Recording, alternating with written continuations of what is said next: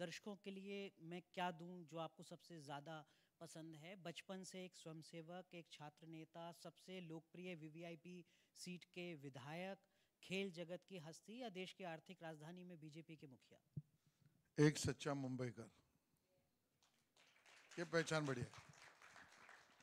क्या मुद्दे हैं जिनके साथ बीजेपी चुनाव में उतर रही है? ये चुनाव भारतीय जनता पार्टी बहुत स्पष्ट रूप से वैसे देखे तो एक नैरेटिव पर उतर रही है। 5 साल में एक बार चुनाव होता है। मतदाता ने 5 साल में एक बार चुनाव में वोट डालकर सरकार को बनाना है, विधायक को चुनना है, मुख्यमंत्री बनाना है। तो उस विषय में एक नैरेटिव इतना ही होता है कि उस 5 साल में उसने किया हुआ विकास का काम क्या है। दुर्भाग्य से महाराष्ट्र में 2.5 साल की सरकार रही। एक सरकार पहले उद्धव जी के नेतृत्व में महाराष्ट्र विकास आघाड़ी की धोखाधड़ी करके बनी हुई सरकार थी, और दूसरी सरकार जो एकनाथ शिंदे जी के नेतृत्व में सही मायने में बीजेपी सेना की अलायंस को इकट्ठा लेकर चलने वाली सरकार बनी।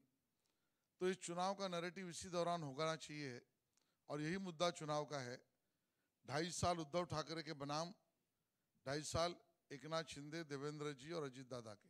इन 2.5 सालों में क्या कुछ है ऐसा जो आप गिना सकते हैं मतदाताओं को महाराष्ट्र? सही बात प्रश्न पूछा आपने। वो 2.5 साल अगर हम लेंगे तो वो स्थगित ही स्टे वाली सरकार रही।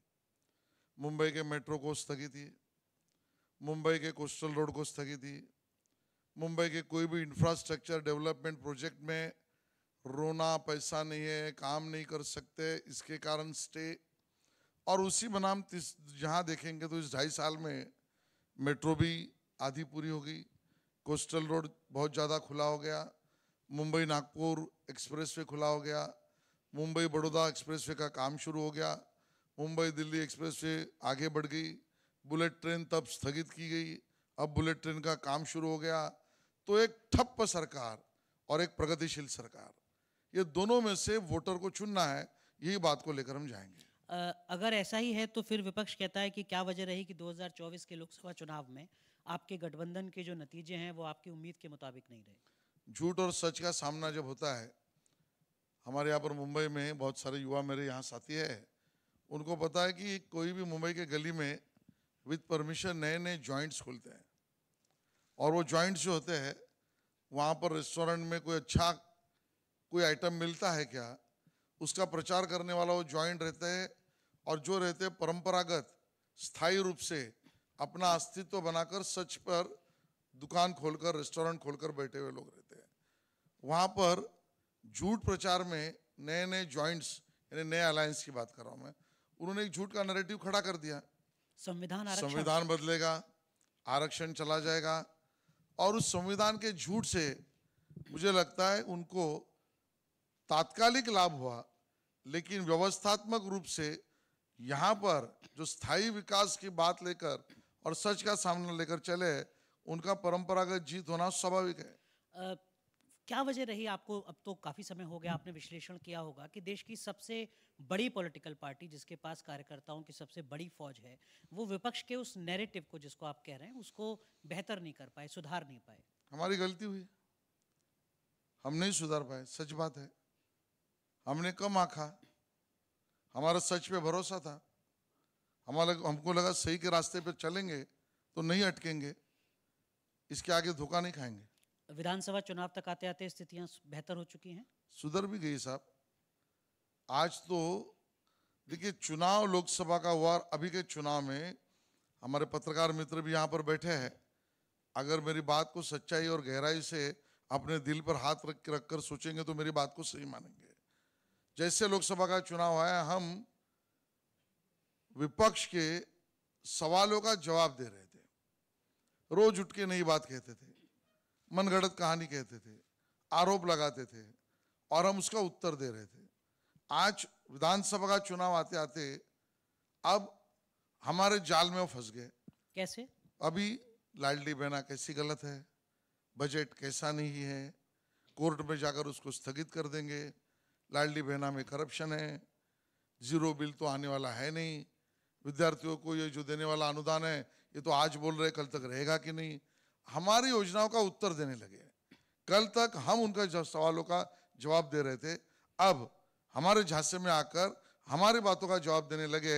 ये पेंडुलम ऑफ शिफ्ट क्लियर दिखता है, नैरेटिव बदल गया। इस चूंकि आपने खुद ने 2-3 बार जिक्र किया लाडकी बहन योजना का, अभी बीजी अपोजिशन जो है आपका वो कह रहा है कि देखिए साहब, मौजूदा सरकार के पास ले दे के सिर्फ एक यही योजना है और इसी को ट्रम्प कार्ड के तौर पर विधानसभा चुनाव में भुनाने की कोशिश है। क्या वाकई ऐसा है? देखिए, जो योजना का उनके मन में डर बैठा है उसका उत्तर वो दे रहे हैं। आज तो किसानों को राज्य सरकार भी 6,000 रुपए दे रही है, केंद्र सरकार अलग से दे रही है। यहाँ किसानों को अभी 0 रुपए का बिल जाने वाला है, अब तक यह भी होगा। कौशल्य विकास के अंदर 10-10 हजार रुपया विद्यार्थियों में बढ़ रहा है जिन्होंने एप्लीकेशन किया है। वयोश्री योजना में हमारे बुजुर्गों को, हमारे ज्येष्ठों को अपने लिए कान का मशीन खरीदना है, हाथ की लकड़ी का जिसको बोलते हैं वो खरीदना है, इसके लिए 3,000 रुपया मिलना शुरू हो गया। जहाँ पर मुख्यमंत्री महोदय ने तीर्थ स्थल की योजना शुरू की, लोग अपने गांव में कुलस्वामिनी के पास अभी जाकर दर्शन कर सकते हैं। ये सब जो योजनाएं हैं ये अपना अपना इम्पैक्ट कर रही है और हमारा संगठन भी है, और इसके लिए जिस बात का डर है उसका वो जवाब दे रहे हैं। वही एक चीज है, ऐसा नहीं है। ठीक है, लेकिन वो कहते हैं कि अगर ऐसा ही था तो फिर हरियाणा और जम्मू कश्मीर के साथ ही चुनाव करा लेने थे महाराष्ट्र के, तब सवाल जबकि सीधा वन नेशन है। वन इलेक्शन की बात हो रही है। नहीं, सवाल सीधा है। पहली बात तो वन नेशन वन इलेक्शन पे तैयार हो जाइए। खुद तैयार नहीं होंगे और हमें सवाल पूछेंगे, ये कौन सी बात रही? ये तो दोगलापन रहा कि वन नेशन इलेक्शन पर तैयार हो तो जाहिर करिए, फिर मांग करिए। और दूसरी बात, कानून स्पष्ट है भैया। 29 नवंबर को महाराष्ट्र की असेंबली फॉर्म हुई थी, 29 नवंबर के पहले चुनाव करने चाहिए, वो हो रहे हैं। तो आपके गठबंधन का मोटे तौर हो पर रहे यानी होना चाहिए, होना चाहिए। आपके गठबंधन का मोटे तौर पर चुनावी एजेंडा क्या होगा? वेलफेयर स्कीम्स, डेवलपमेंट, या जो एक so called narrative BJP opposition आपके ऊपर लगाने की कोशिश करता है कि ये एक खास धर्म विशेष की पार्टी है, उसी के इर्द गिर्द? देखिए, भारतीय लोकशाही मूल्यों पर चलने वाले लोग हम हैं, भारतीय संविधान का सम्मान करने वाले हम लोग हैं।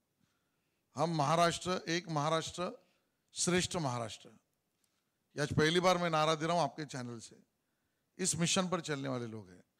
और इस एक महाराष्ट्र श्रेष्ठ महाराष्ट्र में डिविजिव पॉलिटिक्स का महत्व नहीं है। तू अमुक समाज का, तुम अमुक जात का, तू अमुक भाषा का, ये नहीं चलेगा। तू इस धर्म का, तू उस धर्म का, ये हम नहीं मानेंगे। हम तो एक महाराष्ट्र श्रेष्ठ महाराष्ट्र, इस बात को लेकर चलेंगे और उसके साथ विकास की राजनीति और देव देश और धर्म के लिए काम करना, ये बात को लेकर चलेंगे। जब आप ये कहते हैं तो अभी कुछ देर पहले ही कैबिनेट का एक फैसला आया जिसमें जो देसी गाय हैं उनको महाराष्ट्र सरकार ने राज्य माता का दर्जा देने का फैसला लिया है। क्या ये वही एक महाराष्ट्र श्रेष्ठ महाराष्ट्र की दिशा में जाता है? भाई, इसका विरोध क्यों है? मैं तो कहता हूं विपक्ष विरोध क्यों कर रहा है? गौ माता का अगर सम्मान सरकार करती है और गाय गौ माता के लिए कई एक सुदृढ़ स्वच्छ भावना रखती है तो उसका विरोध क्यों होता है? गाय को काटने वाले का ये साथ क्यों देते हैं?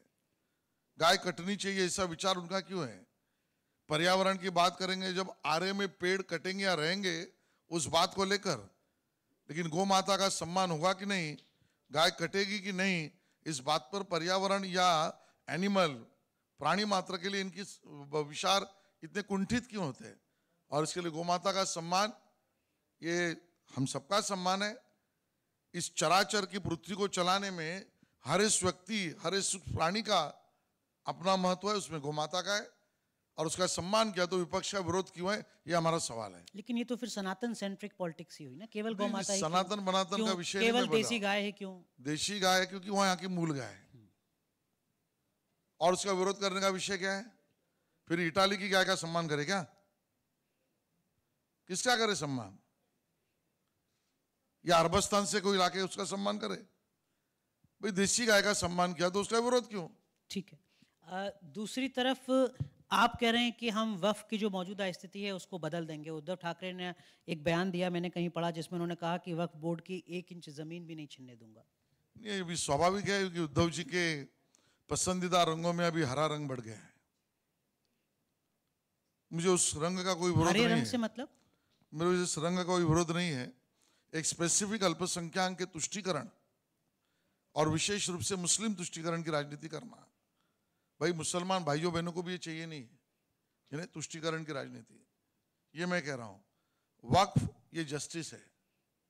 अगर इस देश में सरकारी जमीनों के बाद सबसे ज्यादा कोई लैंडलॉर्ड अगर वक्फ है और वक्फ की जमीनों को लेकर न्यायालयों में हजारों वहां पर केसेस दायर हो रहे हैं, अल्पसंख्यक समाज भी कह रहा है, उनकी भी ये मांग है, स्टडी रिपोर्ट भी ये कह रहा है, पार्लियामेंट में डिबेट भी हो रही है, तो वक्फ की माला जपने वाले उद्धव जी ये सिर्फ तुष्टीकरण की बात कर रहे हैं, मुसलमान समाज के हित की भी बात नहीं कर रहे।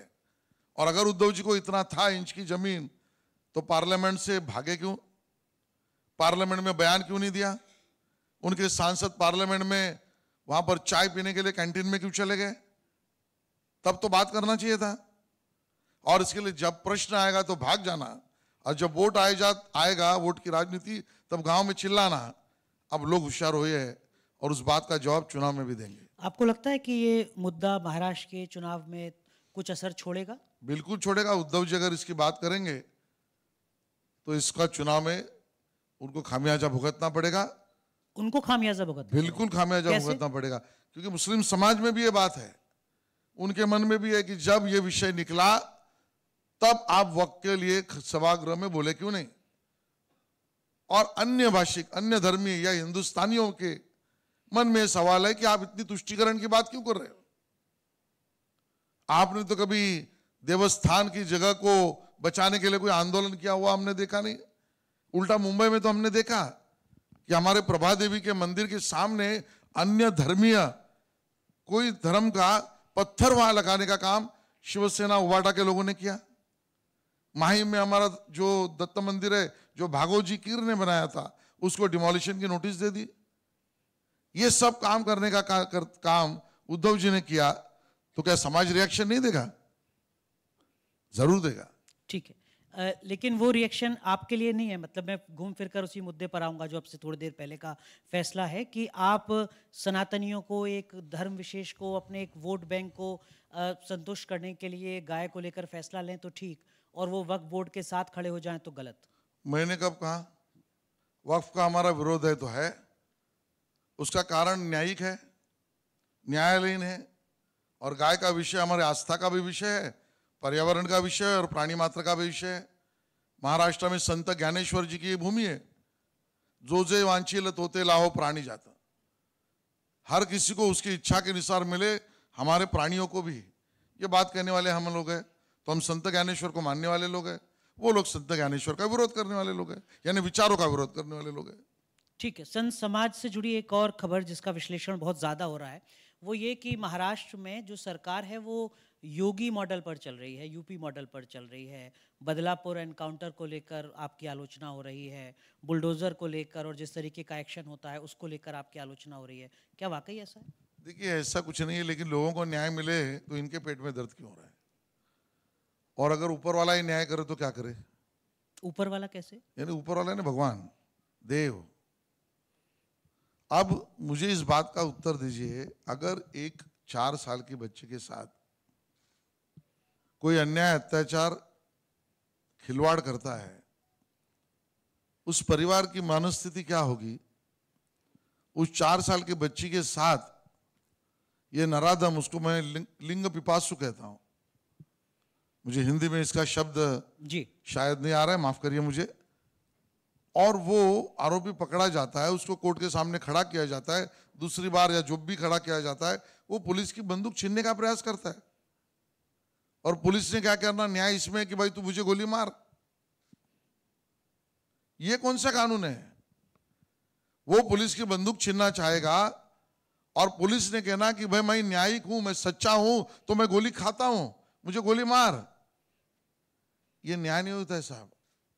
लॉ एंड ऑर्डर और कानून की व्यवस्था में पुलिस के साथ खिलवाड़ किसी ने भी किया और इस प्रकार से, जबकि उसकी एक्शन शायद पुलिस पर ही गोली चलाने की हो सकती थी, उस समय पर पुलिस ने अगर स्व संरक्षण में मारा, ठोक दिया, तो कौन सा गलत किया? ये तो हमारे यहाँ यूपी का शब्द है ना, ठोक दिया। हाँ तो ठोक ही दिया आशीष भैया। शेलार साहब भी कह रहे हैं ठोक दिया, तो फिर अंतर कहाँ रहेगा? नहीं, गुनहगारों को ठोका तो गलत क्या किया? ये न्याय तो ऊपर वालों ने दिया है। तो आप एनकाउंटर की भाई पॉलिसी दाऊद की बहन से प्रॉपर्टी की लगातार खरीद फरोख्त करना यह न्याय है?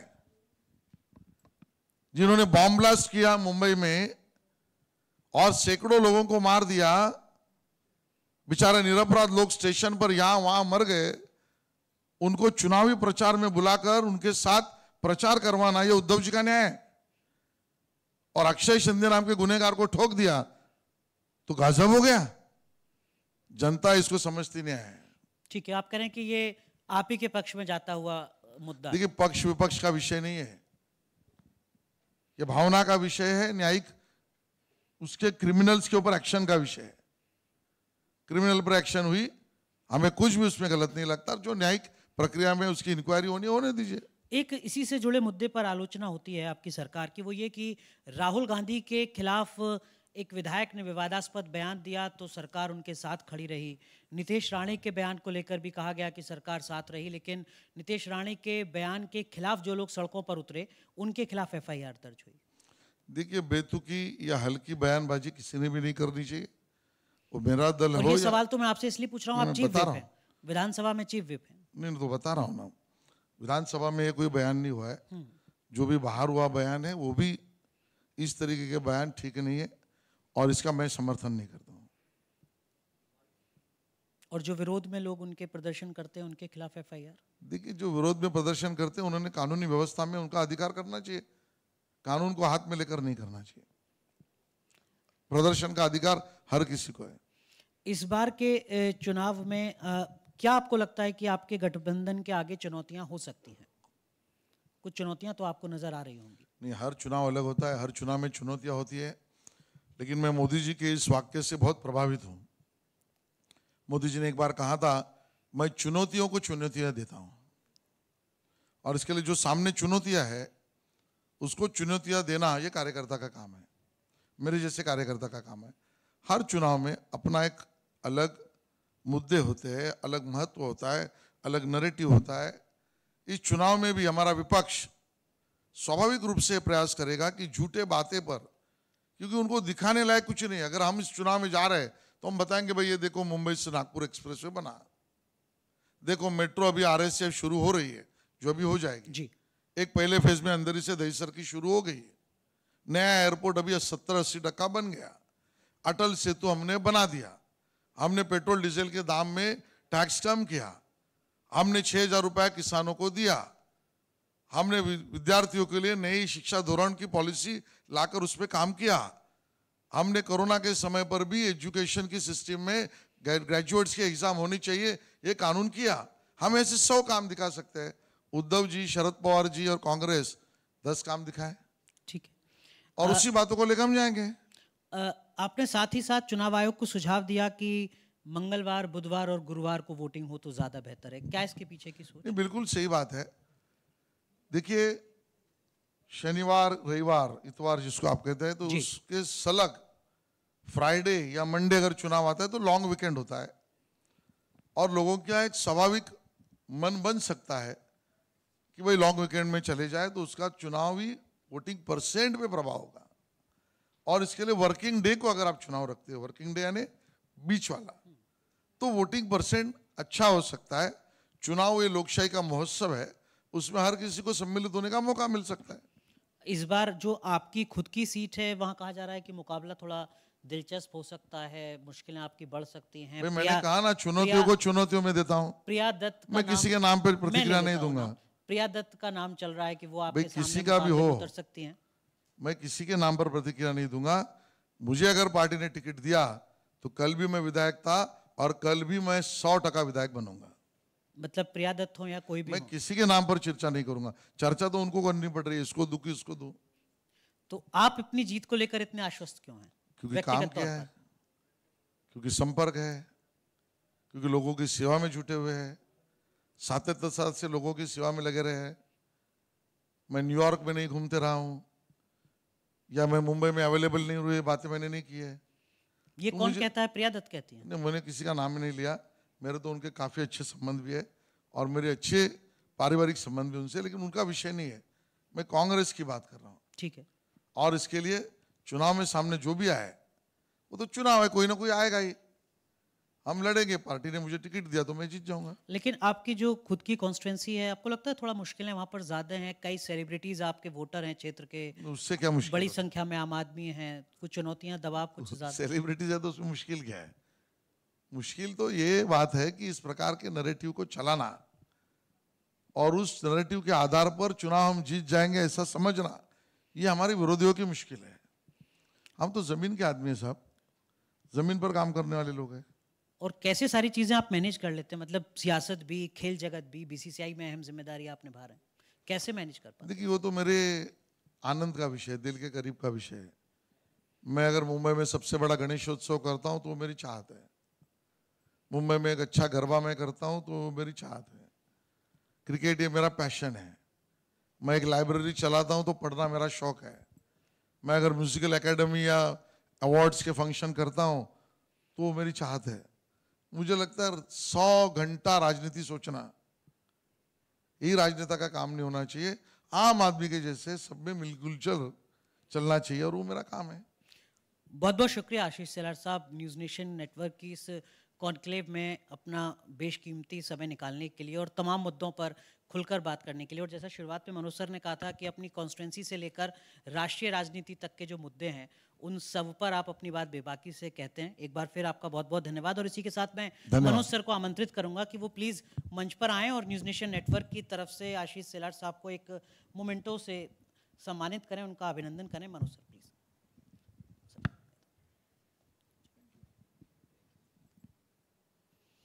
तालियों में कोई कंजूसी नहीं होनी चाहिए।